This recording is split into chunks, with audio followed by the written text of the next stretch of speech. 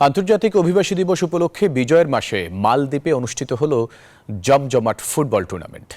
আসরে ফ্রেন্ডস ক্লাবকে টাইব্রেকারে ৪-৩ ব্যবধানে হারিয়ে শিরোপা জিতেছে তিলাপুশি আইল্যান্ড ফুটবল দল। বাংলাদেশ হাইকমিশনের উদ্যোগে বাংলাদেশ সহ মোট ১৬টি দলের অংশগ্রহণে এই টুর্নামেন্ট ঘিরে প্রবাসীদের মাঝে ছিল ব্যাপক উচ্ছ্বাস। মালদ্বীপ থেকে ইমরান তালুকদারের তথ্যছবিতে ডেস্ক রিপোর্ট। ছোট্ট দ্বীপরাষ্ট্র মালদ্বীপে ১ লাখেরও বেশি প্রবাসী বাংলাদেশির বসবাস। ফলে নানা ব্যস্ততার মাঝে এই টুর্নামেন্ট অনেককে একত্রিত হওয়ার সুযোগ করে দেয়। প্রতিদ্বন্দ্বিতাপূর্ণ টুর্নামেন্টের ফাইনালে নির্ধারিত সময় শেষ হয় ২-২ গোলে। ফলে খেলা গড়ায় টাইব্রেকারে।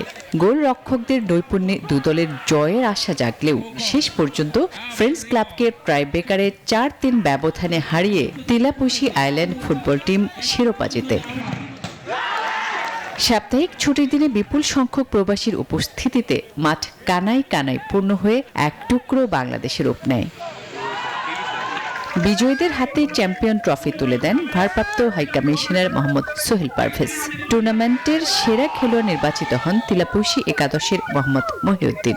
আমাদের প্রবাসী ভাইরা সারাদিন ব্যাপী এই টুর্নামেন্টটি খুবই তারা উপভোগ করেছেন এবং আমরা আশা করি যে এই ধরনের টুর্নামেন্ট আমরা ভবিষ্যতে আরো আয়োজন করব, যাতে আমাদের মালদ্বীপে যারা অক্লান্ত পরিশ্রম করছেন, প্রবাসী থেকে রেমিটেন্স পাঠাচ্ছেন, তারা যেন তাদের জন্য একটু বিনোদনের সুযোগ হয়।